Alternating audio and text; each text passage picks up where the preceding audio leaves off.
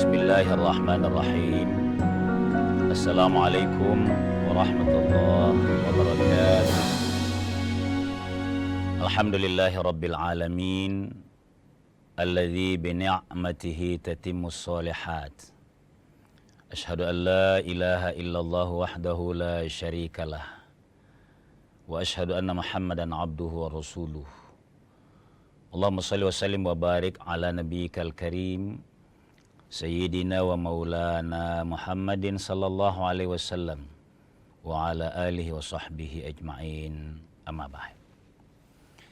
Alhamdulillah, summa alhamdulillah, mendalam rasa syukur kita kehadirat Allah subhanahu wa ta'ala. Pagi hari ini kita sehat walafiat setelah menunaikan ibadah di subuh hari. Mudah-mudahan aktivitas kita yang dimulai pagi ini berjalan sukses, menggembirakan, dan tidak lupa bernilai ibadah di sisi Allah subhanahu wa ta'ala. Pemirsa sekalian kaum muslimin yang berbahagia, min syumuliyatil islami, di antara tanda-tanda atau isyarat keunggulan ajaran Islam.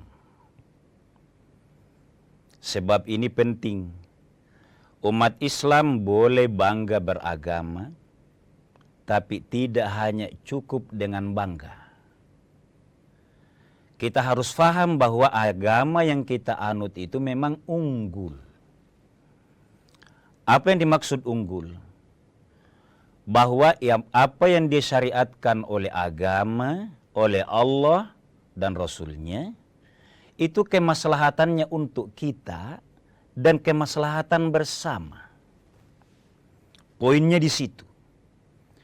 Kalau keyakinan dasar seperti ini kurang, kita akan melihat banyak di antara kita Islam KTP-nya, tapi tidak bangga menjalankan ajaran Islamnya. Penyebabnya apa?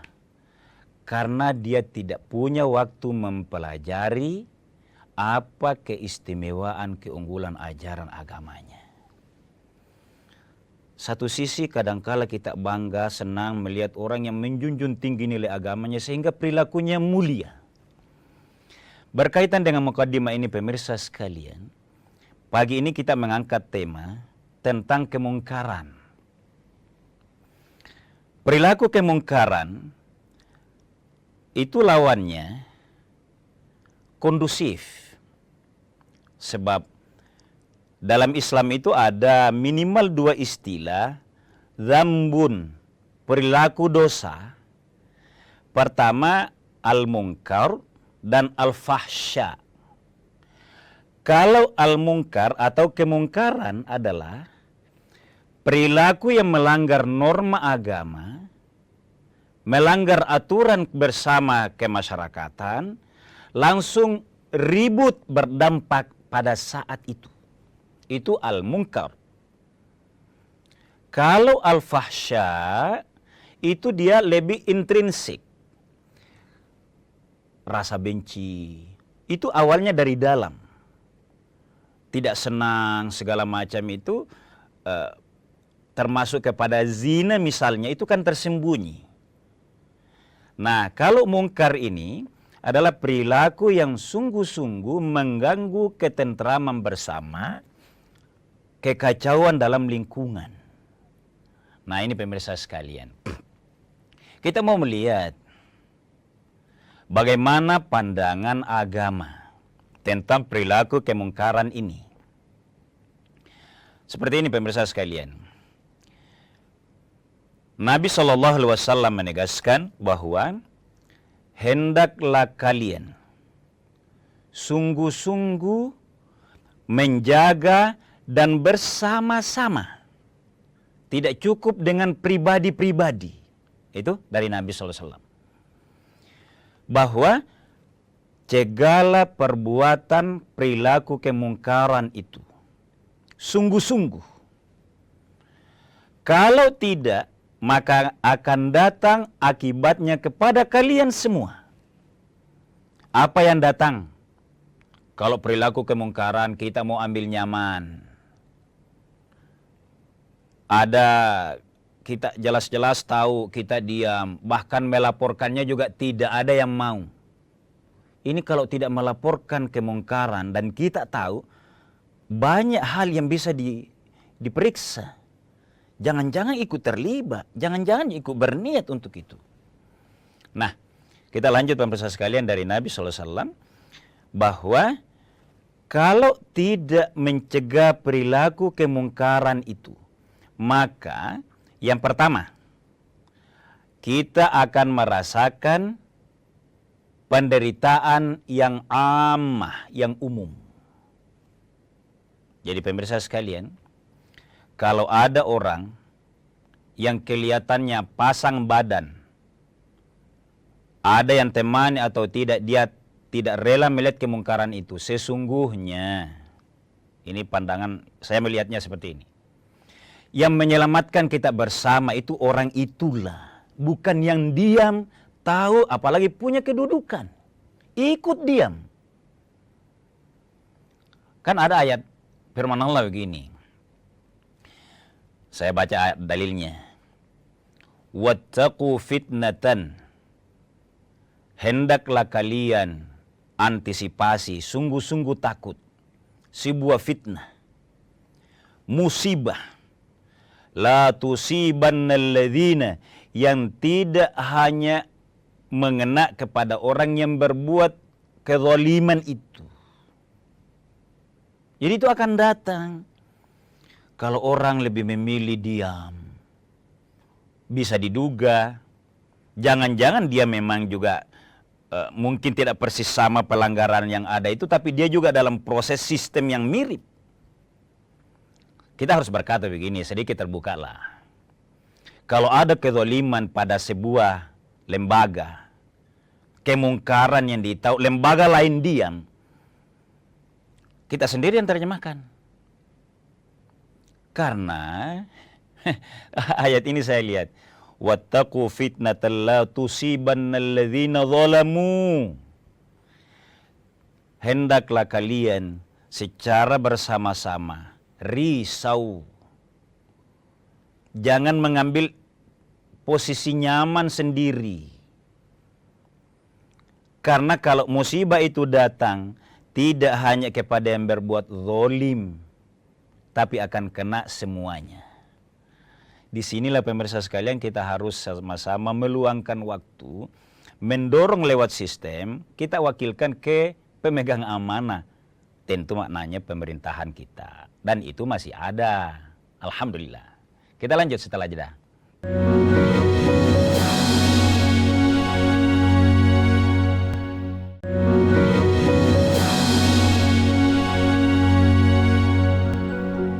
Pemirsa sekalian kaum muslimin yang dimuliakan oleh Allah Subhanahu wa taala, sungguh-sungguh kita punya amanah bersama untuk menjaga suasana kondusif atau ketentraman hidup bersama.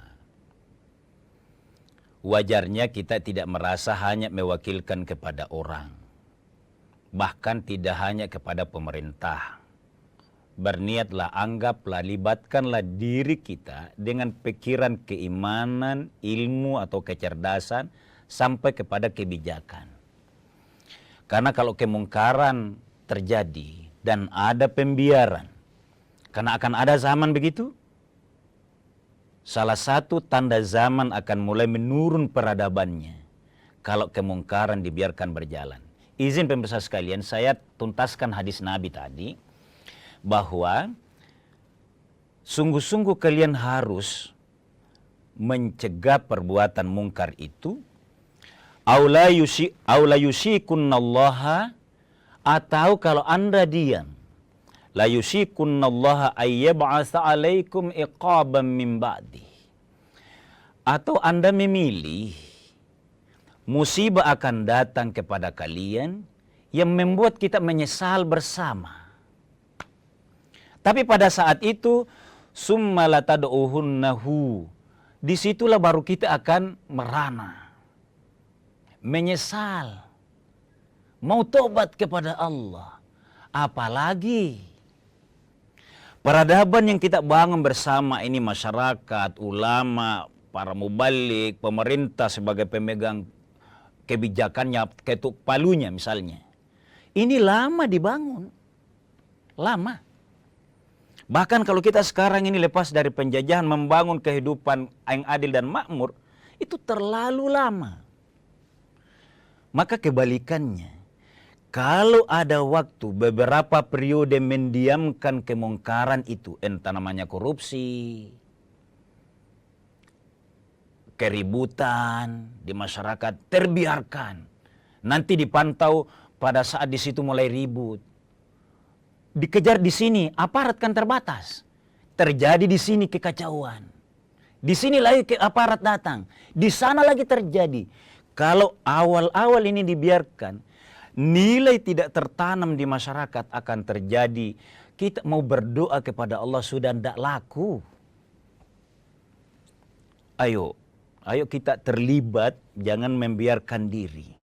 Nah, pemirsa sekalian kaum muslimin yang dimuliakan oleh Allah, terkait dengan ayat tadi, kalau musibah datang akibat dosa dari kemungkaran itu, maka innallaha syadidul iqab. Siksaannya adalah, ayo kita membayangkan, jangan iqab itu hanya dibayangkan di akhirat. Cobalah kita di Indonesia ini, betapa tidak nikmatnya kalau suasana kehidupan bersama tidak tentram. Banyak orang Indonesia yang mau menjadi relawan ke Gaza. Apa penyebabnya? Kalau kita mengkritisi ke dalam, bukan membuat sakit. Penyebabnya tidak kuat karena tidak kompaknya paksi-paksi di Palestina itu sendiri. Tapi bukan itu yang saya mau bahas, sungguh-sungguh bukan. Kita kembali saja ke dalam. Bagaimana kemungkaran ini tidak boleh kita biarkan sedikit demi sedikit, pada saat kita ada posisi dan kemampuan. Dosa sebenarnya di situ. Maka bagaimana caranya? Kan teorinya boleh panjang, tapi bagaimana caranya? Ada hadis Nabi begini. Marra'a minkum munkaran. Terlalu populer ini hadis. Barang siapa di antara kalian, artinya bisa individu, tapi kurang kuat kalau individu. Apalagi kalau yang gerah dengan kemungkaran ini orang tidak punya kewenangan. Lalu yang punya kewenangan yang ketawa-ketawa. Diam-diam tidak cepat berkoordinasi. Kehancuran itu. Hadis ini menegaskan marra'a minkum munkaran. Barang siapa yang melihat kemungkaran, perilaku kemungkaran. Apa itu kemungkaran? Isyarat mau terjadi korupsi ini. Di sini isyarat ada potensi berkelahi antar kelompok. Kalau didiamkan, tidak dideteksi secara dini, itu kemungkaran namanya. Maka caranya, falyughayyirhu biyadihi. Hendaklah dicegah. Jadi memang dirubah. Lihat, tabayyun, ada niat untuk merubahnya. Siapa yang merubah? 3 posisi. Biyadihi, dengan tangan. Siapa yang dengan tangan? Tentu tidak semua. Biyadihi ini maksudnya tanda tangan. Bukan satu tangan begini mencegah, bukan. Ini jangan sampai dengan tangan itu datang mereba orang berkelahi, kita tarik. Ya itu mungkin hanya insidentil, peristiwa itu saja. Tapi yang dimaksud biyadihi, harus ada kepastian hukum. Menjadi kebijakan bersama. Terlalu ampuh ini sebuah tanda tangan kalau pemerintah yang punya mencegah kemungkaran. Terlalu ampuh. Jangan dikira tidak ampuh. Yang kedua, kalau bukan yang punya kekuatan, tidak punya tangan yang bisa bertanda tangan begitu, maka fabilisanihi, dengan lisannya. Siapa yang punya lisan ini? Tentu tokoh masyarakat, tokoh agama, tokoh adat, tokoh pemuda, tokoh wanita. Bilisanihi. Saya mau sampaikan pemirsa sekalian. Umat Islam harus punya keterampilan di sini. Di era media sosial, Ini harus ada kemampuan mensinkronkan kecanggihan media kita dengan rambu-rambu agama. Apa rambunya agama? Dalam hal menegakkan amar ma'ruf dan mencegah mungkar tadi. Maka berlaku hukum seperti ini. Bahwa kalau kita mau mencegah kemungkaran, maka harus ingat tujuannya adalah kedamaian. Maka caranya mencegah kemungkaran itu harus bagus. Apa maksudnya Ustaz? Ada kaidah begini. Lil wasaili hukmul maqasid. Tujuan di sana yang baik itu ketenteraman, tidak adanya kemungkaran, damainya bersama, kondusifnya kehidupan bersama. Maka caranya sama pentingnya dengan tujuan. Apa maksudnya? Kalau kita mau mencegah kemungkaran, cara kita juga harus, kalau orang bicara, bicaranya harus yang benar. Harus pasti dulu, bukan dugaan. Jadi, lil wasail hukmul maqasid. Tujuan yang baik, maka sama caranya itu sama dengan kebaikan tujuan itu. Maka cara kita mungkin cara bicara, saya termasuk harus belajar. Mungkin kedengaran kasar, mungkin kurang tabayun, mungkin kurang cek and recheck, mungkin kurang koordinasi kepada yang lebih berwenang. Ini cara. Jadi cara kita mencegah kemungkaran itu harus sama tujuan dengan proses-proses yang akan kita lewati sehingga bisa menciptakan al-ma'ruf di tengah masyarakat kita. Kita lanjut setelah jeda sejenak.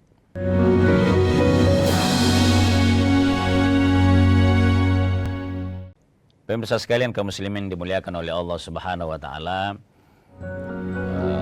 mencegah kemungkaran itu juga harus dengan kelembutan satu sisi.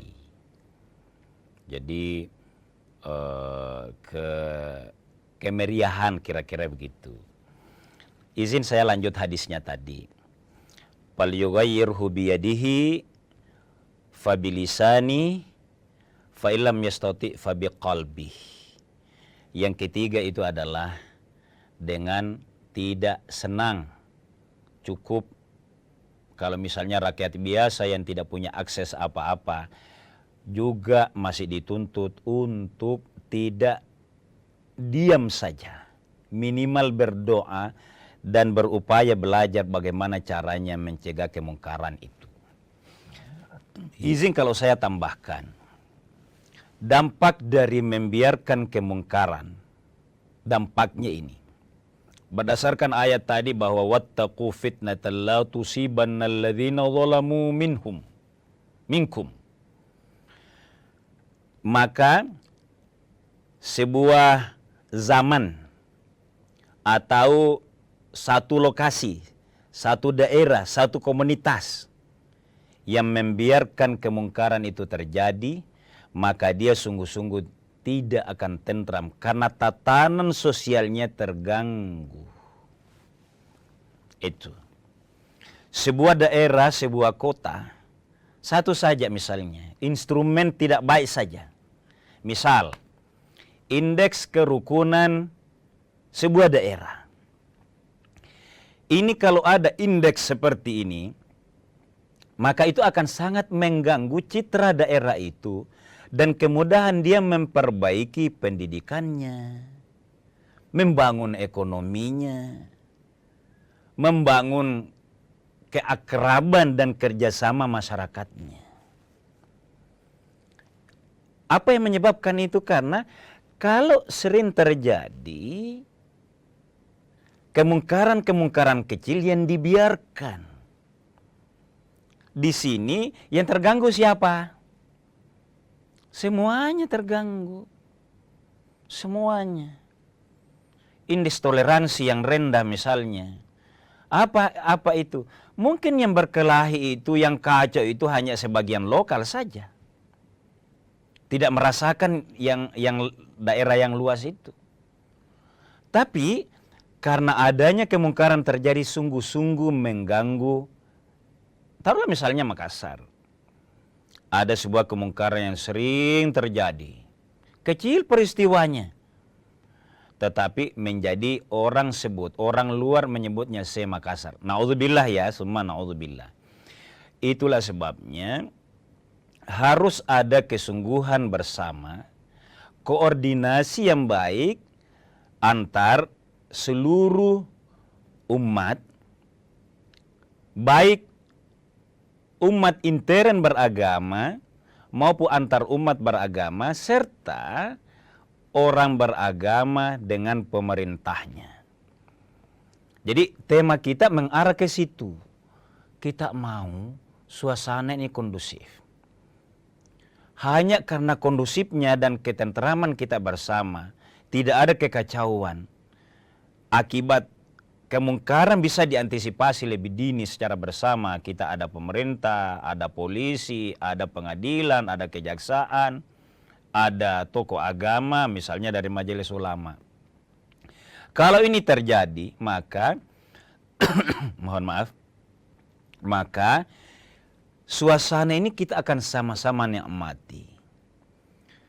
Akan melahirkan umat yang kalau mau beribadah, rajaknya kepada Allah itu tinggi, khusyuk kepada Allah, dia akan tenang berdoa. Dari mana itu?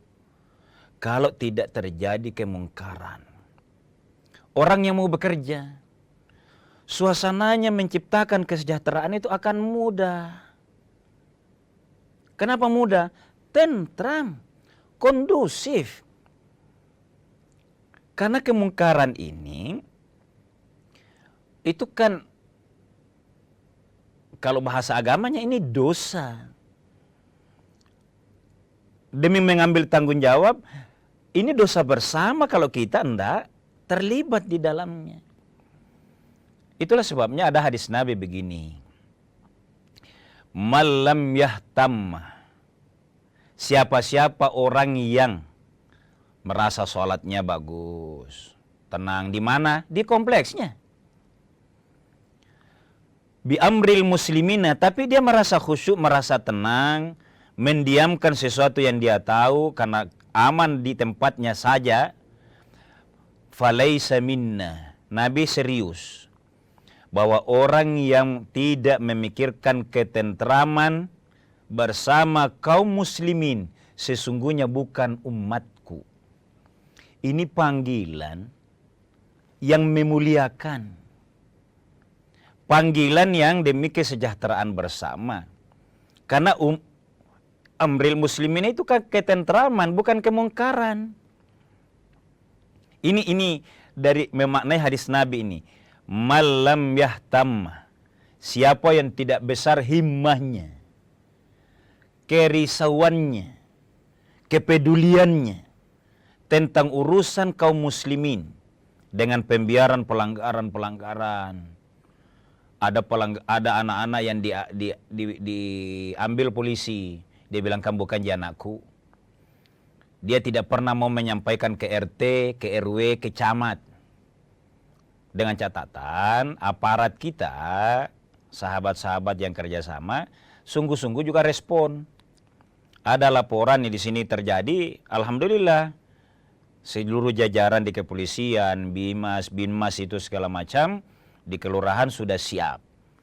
Tapi kalau ada orang yang dia berprinsip aman, untuk sementara bukan keluarga saya, akan ada saatnya kita juga berdampak di situ. Di bagian akhir, dampak dari berlakunya kemungkaran itu ternyata secara pointer adalah bahayanya melingkupi kita semuanya, tidak pandang usia, tidak pandang agama, tidak pandang golongan. Satu. Kedua, doa dan harapan kepada Allah itu tidak akan dikabulkan karena lama kita punya kesempatan untuk peduli tapi kita tidak melakukannya dengan baik. Mudah-mudahan lewat tazkirah singkat di pagi hari ini, himmah kita, kepedulian kita makin mau melibatkan diri dalam mencegah perilaku kemungkaran itu, tentu sesuai dengan profesi dan posisi masing-masing. Ada yang mampu dengan tangan, tentu pemerintah kita. Ada yang mampu dengan lisannya, keterampilan bicara yang baik, yang sopan dan tegas, itu para ustadz, para mubalik, para tokoh masyarakat. Adapun adhaful iman adalah masyarakat umum yang memang dua-duanya tidak posisi, tidak ke pemerintah, tidak punya keterampilan bicara yang baik, mending cukup dengan doa. Yang tidak boleh adalah mendiamkan, yang dinuansakan, membiarkan saja. Sekian dan demikian. Mohon maaf atas segala kekurangan. Hadanallahu wa iyyakum ajma'in. Assalamualaikum warahmatullahi wabarakatuh.